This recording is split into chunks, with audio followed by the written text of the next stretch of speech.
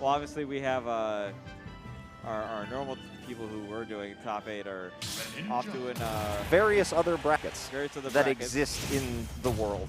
But we are going to see a Banjo and perhaps a Kazooie in this bracket. One of those two. So I mean, Panda, this is the character that JoeCool absolutely wanted to play when this character got announced. Had a Banjo for quite a while. Kind of just like his Banjo's super real. He's won the Thursday local Blast Zone a couple times with the Banjo. I'm aware of. He came up to me and he said, he's like, you know, IceKnight's a very good player. Greninja's very hard. Sora, as a second option, gets destroyed by Gren. That's what I was thinking. So he said, I'm going to bust out the bird and the bear, and I'm going to do my best. And I said, all right, I'm excited. Yeah, you get him with that 4% up air. Why did they do Banjo dirty like this? Hey, I mean, I don't know. They gave Steve buildable stages, but they gave Banjo a 4% up air that doesn't combo. Get that fixed. I still have Lunar Stemmy's names up here. There we go. All right. Much better. I should know more about Banjo than I do, admittedly. Just like as a commentator, I don't think I've ever commentated a Banjo set. I mean, I used to play this character, so I should, like, you know. You're the expert here. I've played against Sturm's Banjo. That's the knowledge I've got. IceKnight's Gren, I generally know what he's trying to do. Oh, got that caught up B. right at the end. Anyway, here's Wonder Wing. We're going to hear that joke a lot, and not in a bad way.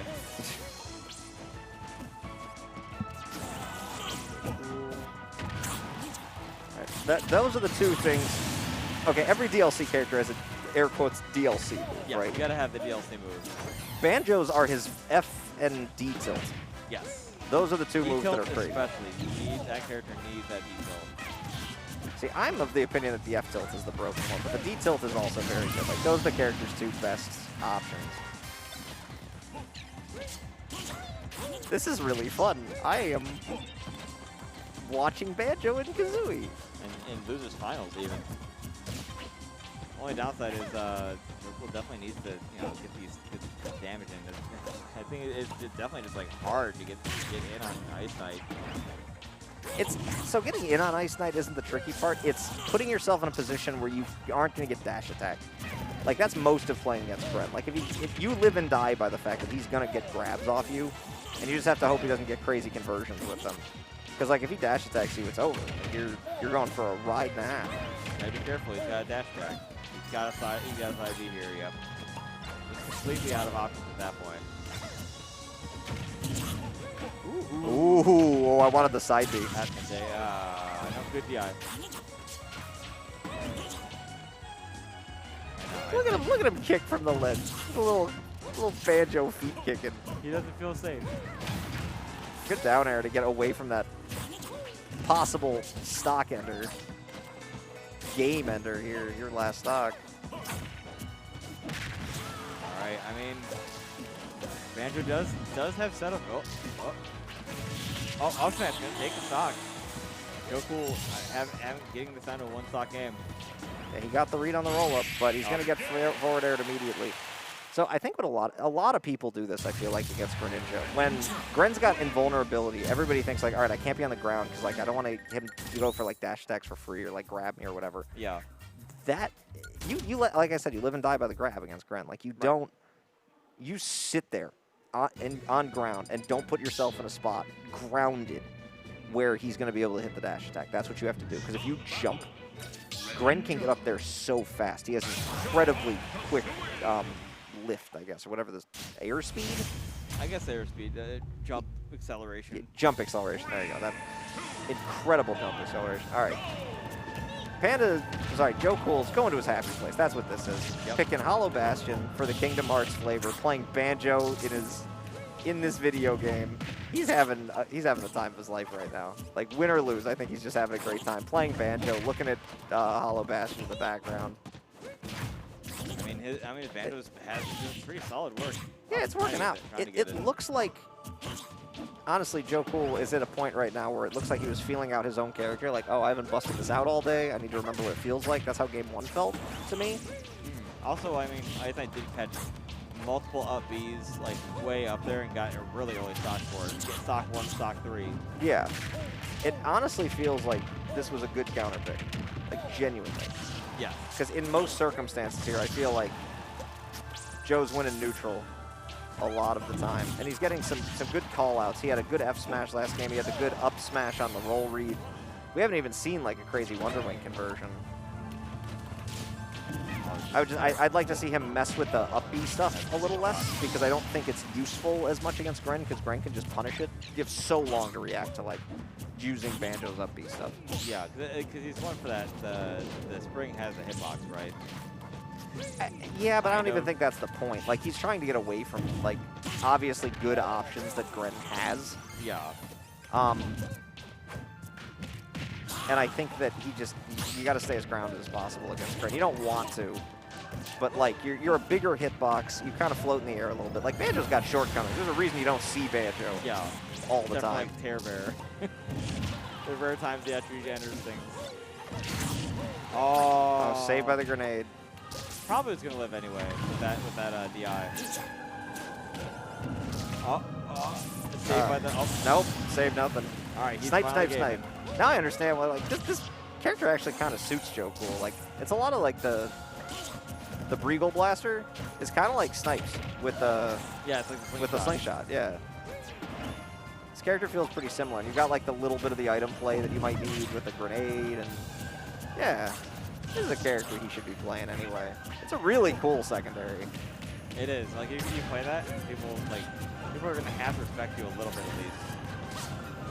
I'm a big fan of Banjo, the character in this game. I think he is a little underrated, but, like, I understand why people don't play him, because the role he's, like, is commonly, because the role he serves is just better utilized by very specific other characters. Yeah, so, like, I still think the one solution that would have helped him a lot is just making it so side B would charge up after time. So you get, like, more wings than just the 5. Yeah, that would have been fine. That's one way to do it. He's just a character, I think. I feel like if you're gonna, yeah, he wanted a grenade. There you go, we got it now.